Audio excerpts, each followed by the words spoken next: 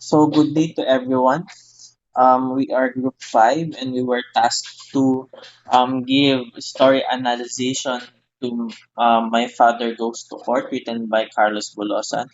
So may I present to you my group mates. So group members, um, Salonga Giancarlo Rimando, Shoemaker Kimberly Ann Cruz, Suyat Ivan Carl Acosta, Valdez Mark Joseph Peralta, Valdriz Leicester Eslava, and yours truly, Viray Jan William. So let's start. So let's know first the writer. So Carlos Bulosan are three things based on our research. So he's a novelist, an activist, and also a farmer. So Carlos Bulosan was born in 1913 at Binalonan, Pangasinan.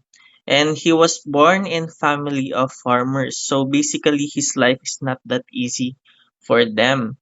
So at an early age, he experienced hardships brought by the imperial government back then. So it drives Bolosan to find another place for a new start. So, in 1930, Bolosan migrated to United States, hoping to find a better life, a better job, and of course, a better opportunity.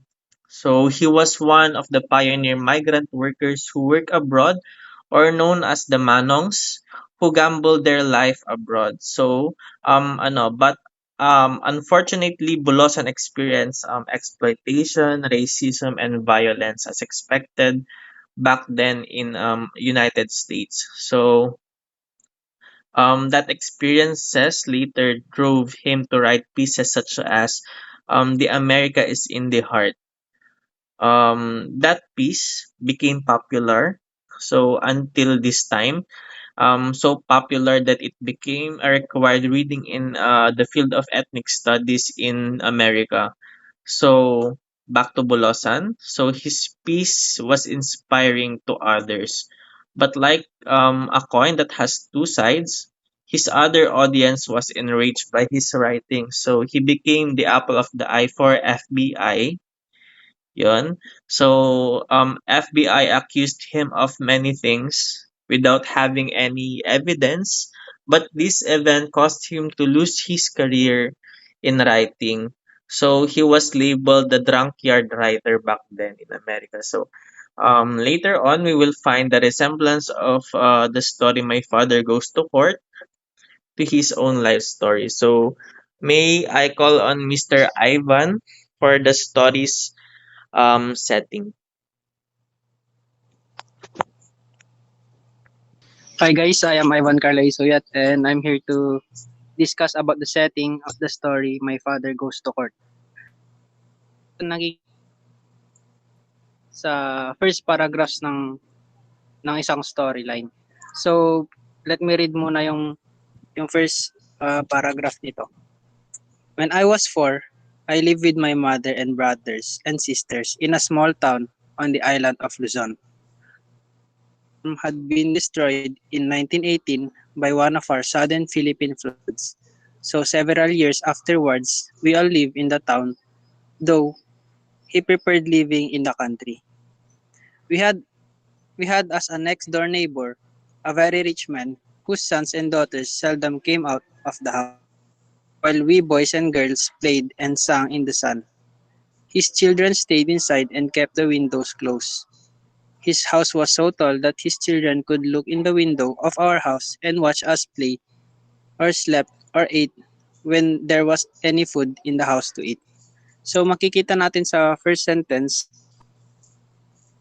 na yung first setting which is they live in a small town of in the island of Luzon. So yun yung first setting. Yung time ng setting is so we consider 1918 yung nung daw na apektuhan ng flash flood or ng typhoon yung bahay nila. So mga masasabi natin na yung time ng time setting ng story na yun is mga early to mid 19s.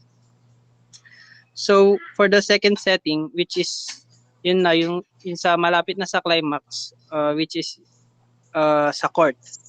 And nag-reference kami as doon sa may climax part, which is when the day came for us to appear in court. Yun lang. Next po. So thank you, Mr. Ivan, for that analysis in a setting. So may we now call on Mr. Leister for the characterization of the story. Hello, I'm Lester Jeffrey Valdez, and I will read the direct characterization. The narrator, one of the son of the poor family. The brother and sister grew more robust and full of life. The poor father, it is the protagonist. The rich man, he sued the poor family of stealing the spirit of their wealth and food. The rich man's children grew pale and thin, and the servants cooked the food of the rich family. Policeman, he came to the house of the poor family with a sealed paper. Judge, static. Lawyer of the rich man's defender.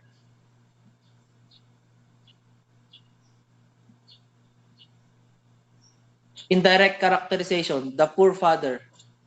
The poor father is our story protagonist. He may not be mentioned often in the first part of the story, but his character becomes the center of the story on the last parts of the story started when he was brought to court by the rich man's face.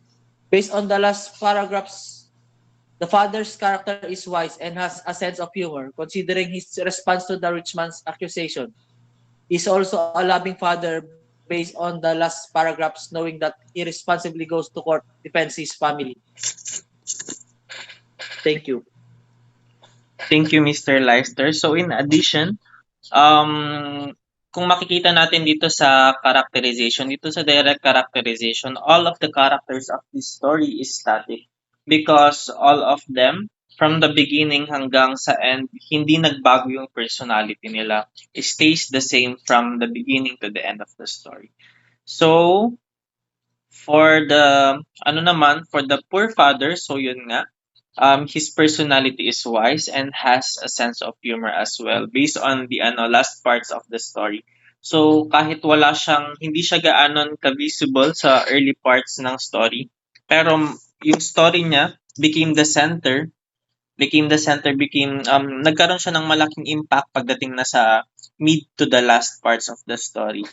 So for the story's plot, so the kind of story, the kind of plot in this story is linear plot. So based on the structure na rin, kaya namin masasabing ang story namin is plot.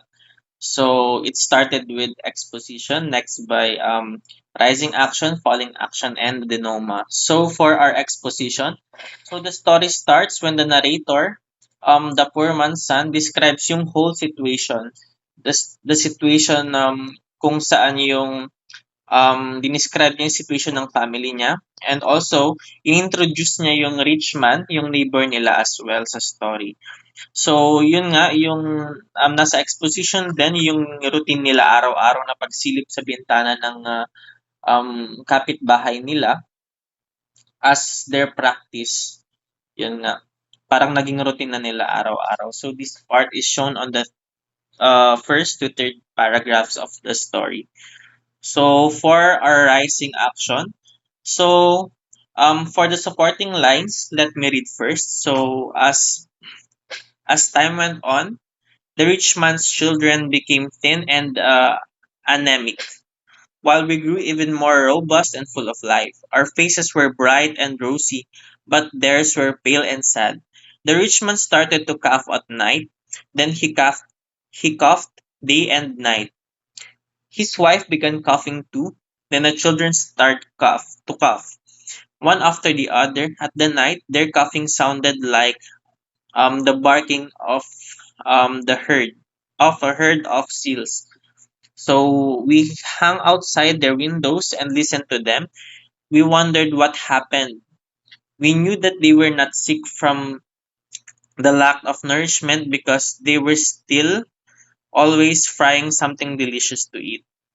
So, one morning, a policeman from the presidential came to our house with a sealed papers. The rich man had filed complaint against us. Father took me with him when he went to the town clerk and asked him what it was about.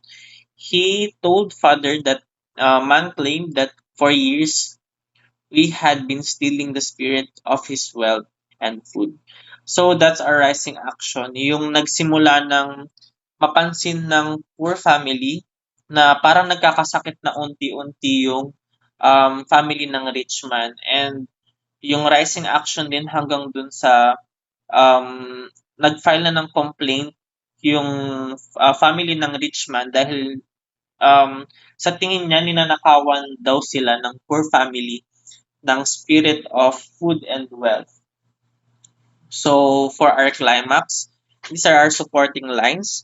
So for our climax, um, do you or do you not agree that while the complaints servant cooked and fried fat legs of lambs or young chicken breast, you and your family hang outside his windows and inhale the heavenly spirit of food?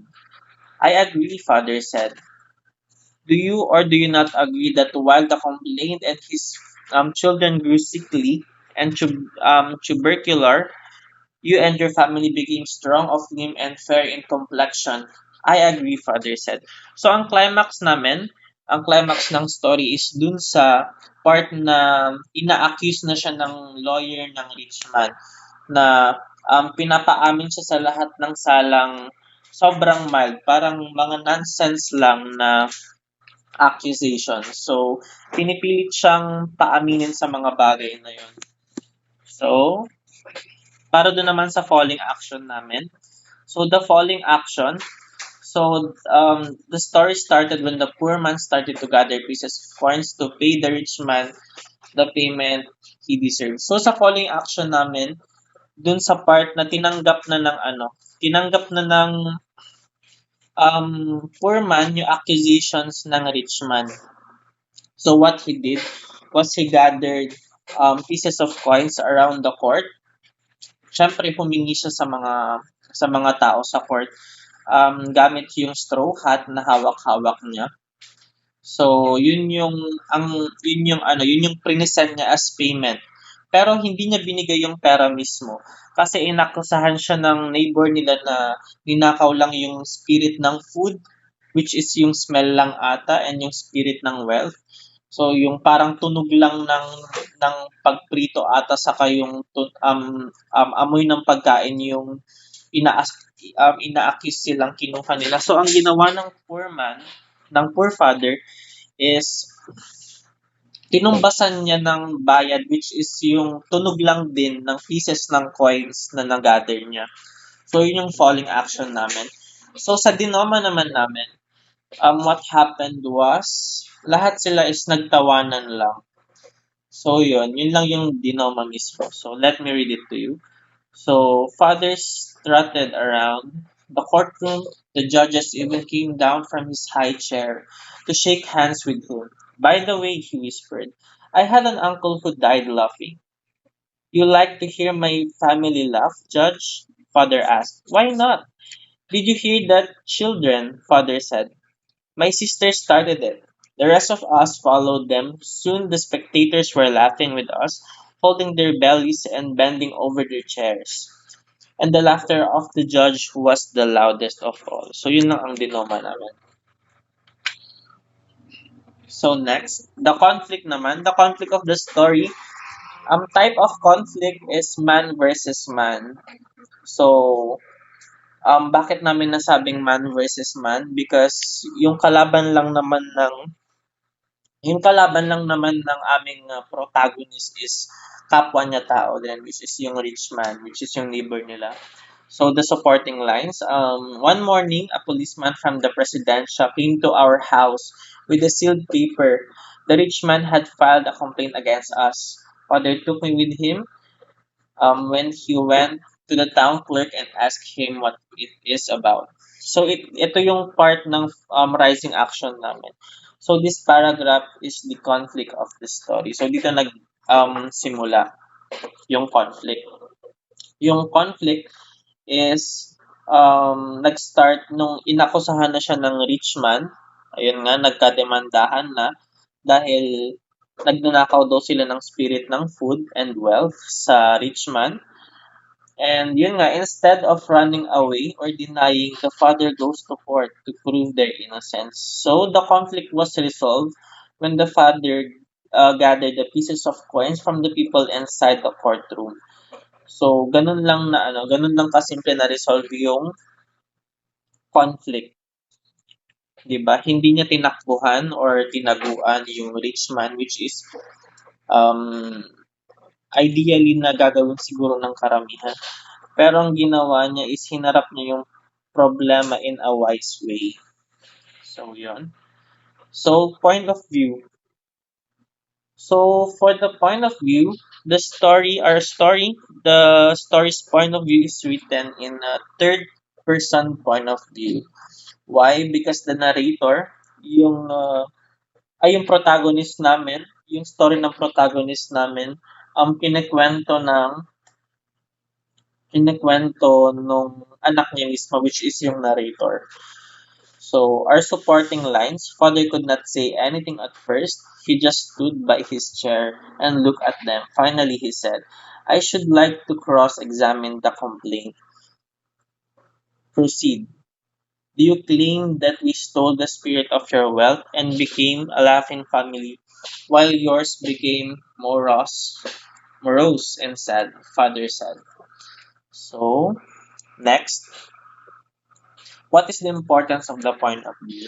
So the story is written in third person, hindi dahil trip-trip lang ng writer. There has to be a reason behind all of that. So it is not written in first person or it is not written in second person because it has a reason. So sinet ng author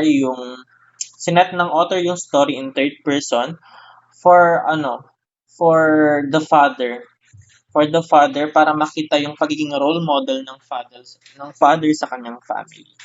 So, basahin natin as we all know, the third person is used in this story, but why? It is because the son's perspective towards his father. So, yun nga.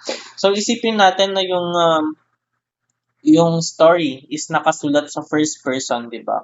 Parang ang yabang ng dating pag yung kinikwento ng tatay niya yung sarili niyang story, lahat ng ginawa niya. Parang ang yabang ng dating.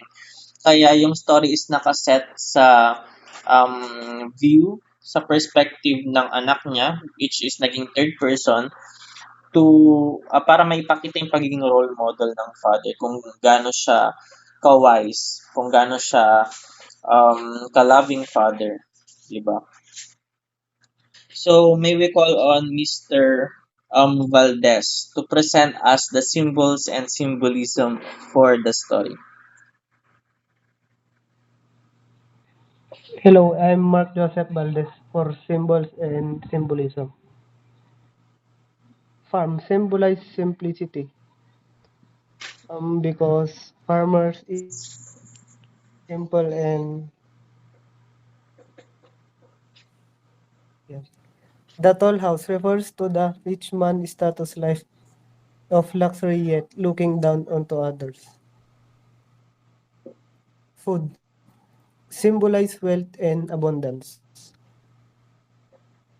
The rich man's lawyer injustice because rich man use it to control others.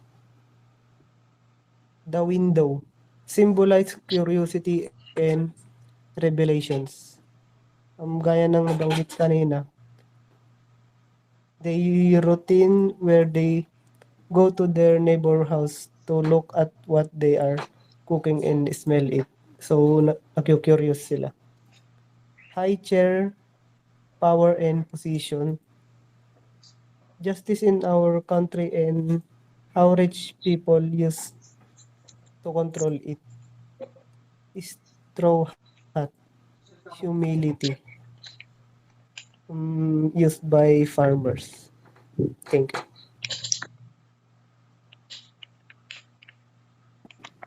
The poor father symbolize the oppressed people of the society, the people of power who abuse justice.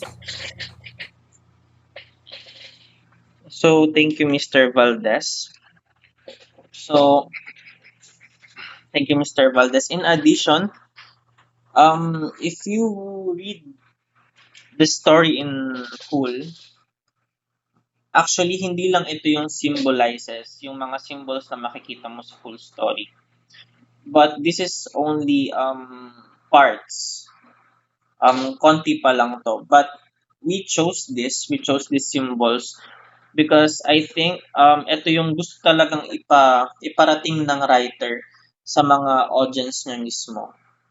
So, ito yung sabihin natin mga pinakamahalagang symbols na nakita namin all throughout the story.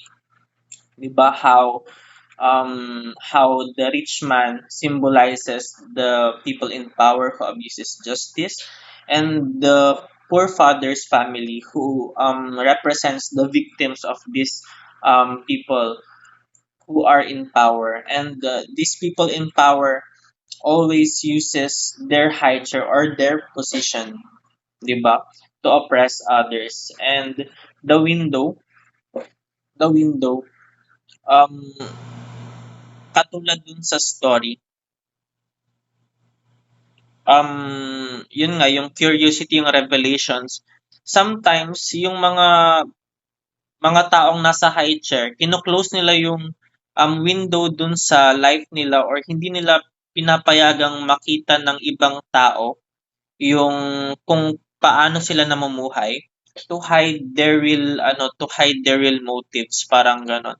That's why sa story, I think close ng rich man yung pintuan nila para hindi na makita nung family ng poor father yung abundance na meron sa loob ng bahay nila na ayaw nilang i-share, of course, sa family ng poor father. So the tall house symbolizes the rich man's status in life, because sometimes, 'di ba, most of the time actually, ang makikita natin kung paano tayo tinitignan pababa ng mga taong nasa taas natin, 'di ba? So those people, I think those people were represented by the tall house in this story. So may we call on Mr. Giancarlo to present us the theme of the story. So, hello everyone, and I'm Don Carlos Salonga for the discussion of team. So, the first one is true happiness is not based on your social status. So, based on the story, My Father Goes to Court, a literary piece by Carlos Bulosan, proves that we should not base true happiness on our social status. It is a story of two families of different social classes and how they have been living. It was conveyed in the story that no matter what social status a person has, as long as they know how to be contented, have fun, and interact with other people, they can still be happy. The poor family may not afford to eat good food and have a spacious home, but they know that makes them happy. They know how to make themselves contented with what they only have. They know how to share it with everyone. Happiness is contagious. Hence, social involvement helps us share the joy we feel with others. Feeling our hearts at rest. It is not by having an enormous amount of money or by having too many properties. It is the feeling of fulfillment and satisfaction in our hearts. And the second one is a wise person can't be easily violated. Wisdom is something that people must learn through experience. It is the result of life lessons that stretches the mind and deepen the comprehension of a person. In the literary piece, My Father Goes to Court, the father from the poor family is accused of stealing the spirit of the rich family's food. Despite the false accusations thrown at the poor family, the father kept composed and attended the hearing without complaints. He did not let anger get the best of him. Instead, he defended himself and his family with his wisdom through his humor. He was wise enough not to complicate things and finish the hearing without much problem. The situation was Lesson from this literary piece shows that people cannot easily violate a wise person. People should not depend only on their knowledge, but they should use it to gain experiences and reflect on their life lessons. Wisdom is not something that people can acquire easily. We attain wisdom when we can absorb and utilize knowledge to arrive at the best options. And the last one is how rich people abuse our justice system. Justice in the Philippines is unequal and very selective. Only those who have the power and money can enjoy true justice. Rich people abusing the justice system is evident even in the literary work of Carlos Salonga, Father Goes to Court. It is the part where the rich father filed a complaint against the poor family. The wealthy father has blamed the misfortune that his family is experiencing on the other family. He sued the poor family because he could not accept that despite eating good food, his family was still getting sick, while the poor family, who could not afford the same quality food, was wealthy and happy. This situation shows that people in the upper class sometimes abuse the justice system because of discontentment. The greed of the wealthy father to have what the poor family has led him to make false and nonsense accusations. He failed to realize that cause of the misery was him. Instead of reflecting on his actions, he chose to blame others. So that's all. Thank you.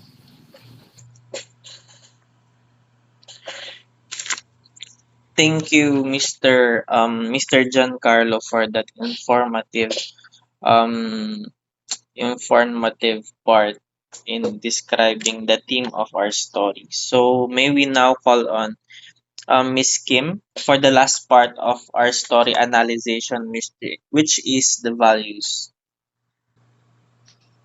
Hi, my name is Kimberly Ann Schumacher, and I'm about to report about the values or lessons we can learn about this story.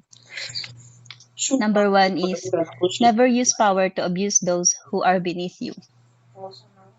Never ever judge or accuse others based on their socio-economic status. Because even if you have everything and live a comfortable life, you will never achieve true prosperity, which is living a robust, vigorous, or energetic and healthy life. Never accuse someone without adequate reason because accusing a person with false justification is basically like judging a person without knowing his or her story.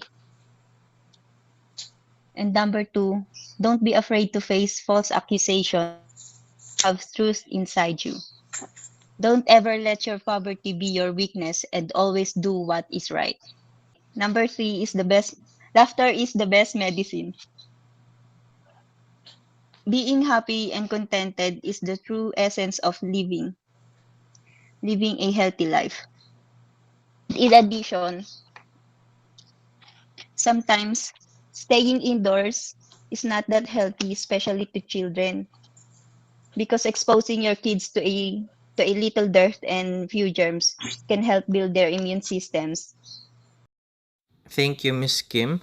In addition, I think these are the values that we have extracted throughout the story.